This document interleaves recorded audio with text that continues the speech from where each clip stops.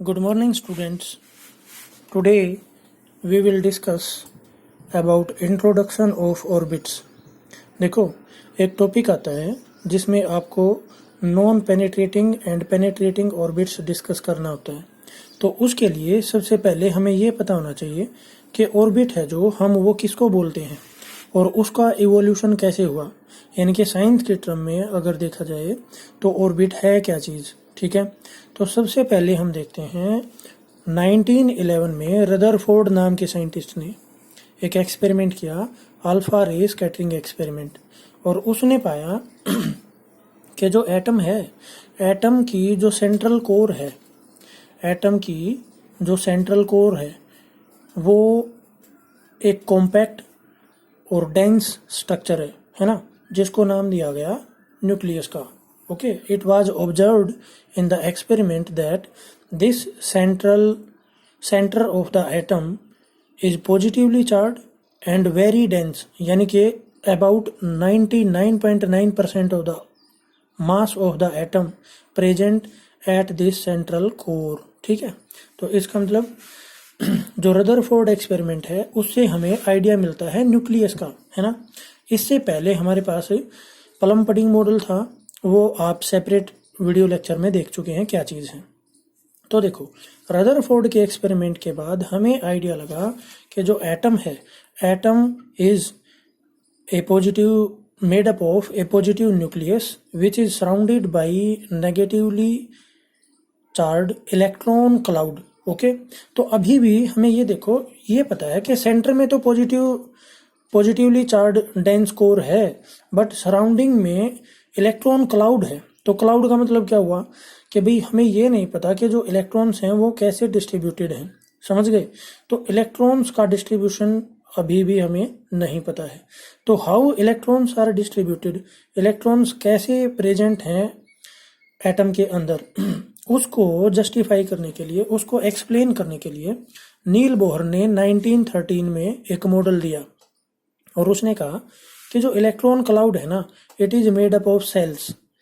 Electrons, ये देखो, अब ये देखो, ये एटम मॉडल था पहले, अब ये एटम मॉडल आ गया। तो इसमें हम क्या रिप्रेजेंट किया, क्या प्रेडिक्ट किया, क्या एजम्पशंस थी बोहर थ्योरी की, कि जो सेंटर में सेंट्रल कोर है, न्यूक्लियस है, ये मान लिया हमने, बट जो इलेक्ट्रॉन्स हैं those are revolving in the circular orbits. ठीक है ना। तो देखो क्लास, सर्कल जो है ना वो एक 2 डायमेंशनल स्ट्रक्चर होता है, ठीक है ना। तो ये एक तरह से 2 डायमेंशनल मॉडल है एटम का। तो अब ये देखो, अब इसने कहा कि जो इलेक्ट्रॉन्स हैं those are revolving in different circular orbits. Okay, या आप यूँ कह सकते हैं सेल्स। तो ये जो सेल्स हैं इनके नाम दे दिए, पहली lower closest shell to the nucleus that is K shell, फिर एल सेल, फिर M shell, then N shell, और ऐसे ही। तो अब देखो, इसको ना आप एटॉमिक सेल मॉडल भी बोल सकते हैं, क्योंकि हम इसमें क्या कंसिडर कर रहे हैं कि जो एटम है ना वो डिफरेंट सेल्स से मिलके बना हुआ है, सेंट्रल कोर, उसके बाद फिर फर्स्ट सेल, सेकंड सेल, तो इसलिए इसको सेल मॉडल भी बोल सकते हैं। अच्छा देखो, नील बोहर ने कहा कि जो इलेक्ट्रॉन्स ऑर्बिट में रिवॉल्व कर रहे हैं उनका angular momentum n h cut के इक्वल होगा। ठीक है, तो कहने का मतलब यहाँ पे हम एक चीज़ देख रहे हैं, नील बोहर ने सजेस्ट किया कि जो एंगुलर मोमेंटम है वो कंटिन्यूस नहीं है, वो डिस्क्रीट है, वो क्वांटाइज्ड है, समझ रहे हो। तो यहाँ से quantization of the atomic model start हो जाता है क्लास। ठीक है, इससे पहले हमारे पास, हमें नहीं पता था कि यहाँ पे इलेक्ट्रॉन्स की एनर्जी क्या होगी। हमारे पास स्पेक्ट्रल डाटा था, एक्सपेरिमेंटल डाटा तो था, ठीक है, बट हमारे पास कोई थ्योरी नहीं थी ऐसी। तो नील बोहर ने फर्स्ट थ्योरी दी जिसमें एंगुलर मोमेंटम को उसने क्या किया, क्वांटाइज किया। ठीक है, तो अब यहाँ पे L can B integral multiple of H cut, यानी कि भाई अगर एन की वैल्यू 1 पुट करूंगा तो एच कट वैल्यू हो जाएगी एल की, और अगर एन की वैल्यू 2 पुट करेंगे तो 2 एच कट हो जाएगा। ठीक है ना। तो देखो, what can be the possible value of L, L can be equal to H cut, या इसकी वैल्यू हो सकती है 2 एच कट या फिर 3 H cut. It is same जैसे आपने क्वांटाइजेशन ऑफ चार्ज पढ़ा था, है ना। अब यहाँ पे आ जाओ, लॉ ऑफ सर्कुलर ऑर्बिट्स। अब नील बोहर ने कहा कि जो ऑर्बिट्स है ना वो सर्कुलर हैं। देखो ये बहुत इंपॉर्टेंट है penetrating and non penetrating orbits को समझने के लिए। तो यहाँ पे एक चीज समझ आ रही है हमें कि कोई भी सर्कल अगर मैं बनाऊंगा ना, कोई भी ऑर्बिट बनाऊंगा, तो वो सेंटर से इक्वी डिस्टेंट पे है क्लास, इक्वी डिस्टेंस पे है ना, सेम इक्वल डिस्टेंस पे है, समझ रहे हो। सॉरी, आई वांट टू से अगर मैं सर्कल का ऑर्बिट का कोई भी पॉइंट लूंगा ना, जैसे मान लो मैंने ये पॉइंट ले लिया ए पॉइंट, और यहाँ पे मैं पॉइंट ले लेता हूँ बी पॉइंट, तो A and B point are on the circumference of same orbit. तो इसका मतलब ए पॉइंट और बी पॉइंट सेंटर से सेम डिस्टेंस पे है ना। तो नील बोहर की थ्योरी में जो ऑर्बिट है उसका शेप कैसा है, सर्कुलर, ठीक है। ऑल ऑर्बिट्स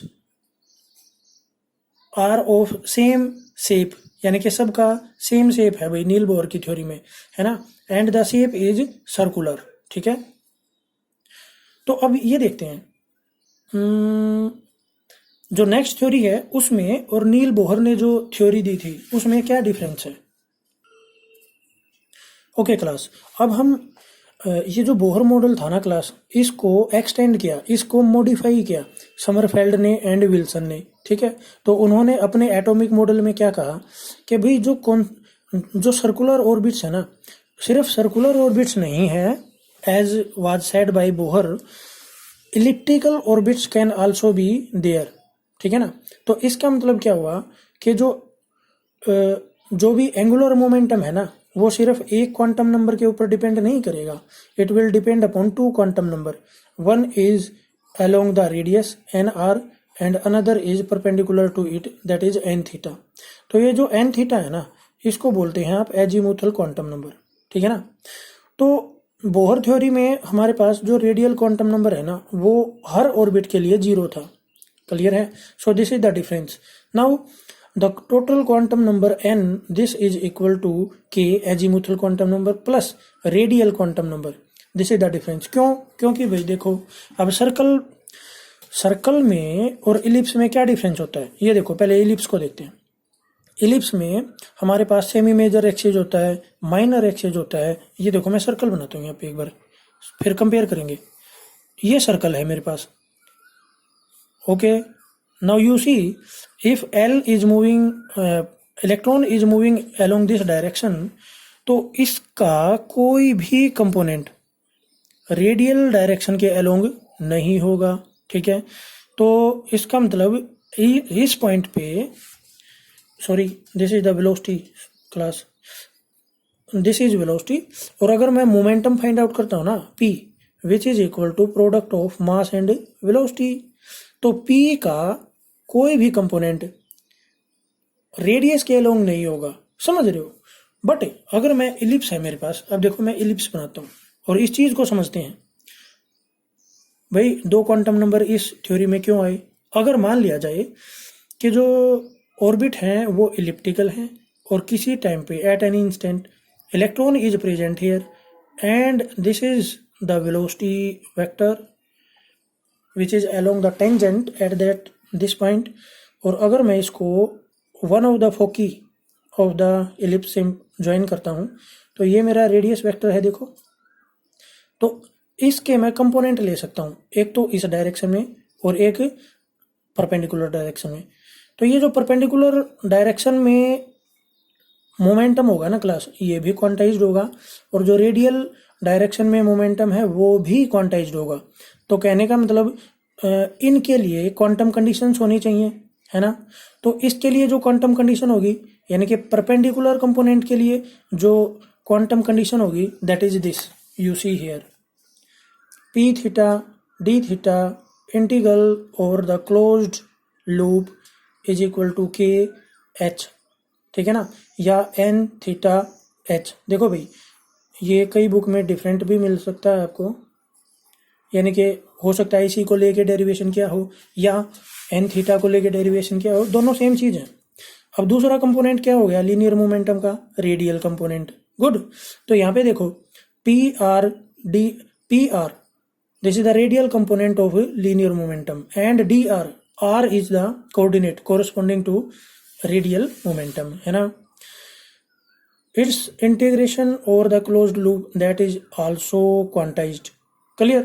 So इन दोनों को अगर मैं मिला दूं, azimuthal quantum number and radial quantum number या angular quantum number and radial quantum number, तो मेरे पास आएगा टोटल क्वांटम नंबर। अच्छा, तो देखो अब यहाँ पे एक बात समझनी है हमें, भाई वीडियो की लेंथ हो गई ज़्यादा, चलो कोई नहीं, तो देखते हैं यहाँ पे ना। अब हमें शेप ऑफ द ऑर्बिट का आइडिया लगता है क्लास, ठीक है। तो जो बोहर समरफेल्ड थ्योरी है, which is also called modified Bohr theory of atomic orbit, तो उसमें हमें पता लगता है क्लास कि जो ऑर्बिट्स है ना वो डिफरेंट शेप के हैं, okay. And the idea of the shape of the orbit is taken from this quantum number, azimuthal quantum number. Now see, this is the nucleus, okay, this is the nucleus, okay, and the core electrons and valence electron is revolving in the orbits, ठीक है। तो ये जो circular orbit है ना class, इसके लिए हमारे पास टोटल क्वांटम नंबर और एजीमुथल क्वांटम नंबर ये दोनों सेम है। फिर मेरे पास ये दूसरा ऑर्बिट आ गया, ये देखो जो लेस इलिप्टिकल है बीच वाला, इसमें n इक्वल टू 3 है और k इक्वल टू 2 है। और ये जो हाईली इलिप्टिकल है इसमें n इक्वल टू 3 है और k इक्वल टू 1 है। तो मुझे क्या पता लगा बोहर समरफेल्ड थ्योरी में, as the value of n and k differ the ellipticity increases. यहाँ पे देखो, यहाँ पे डिफरेंस 2 का है तो ये हाईली इलिप्टिकल है, यहाँ पे डिफरेंस 1 का है n और k की वैल्यू में, इसलिए ये लेस इलिप्टिकल है इसके कंपैरिजन में, बट इसके कंपैरिजन में ये इलिप्टिकल है। और यहाँ पे n और k की वैल्यू सेम है इसलिए ये सर्कुलर है। तो मुझे ये पता लगा इस थ्योरी में, जब भी n और k की वैल्यू सेम होगी तो जो ऑर्बिटल होगा वो सर्कुलर होगा, और जैसे ही n और k की वैल्यू में डिफरेंस आएगा तो जो ऑर्बिट्स होंगे वो इलिप्टिकल होते जाएंगे। और in one line we can summarise that if the difference between the value of n and k is large, the nature of the ellipse will be nature of the orbit will be highly elliptical। Large difference होगा तो highly elliptical, और अगर zero difference है तो circular, और अगर कम difference है तो कम इलिप्टिकल। Thank you class. अब नेक्स्ट जो लेक्चर होगा उसमें मैं आपको जो स्ट्रक्चर ऑफ एटम है उसी के बारे में थोड़ा सा और बताऊंगा, टाइप ऑफ इलेक्ट्रॉन्स के बारे में बताऊंगा।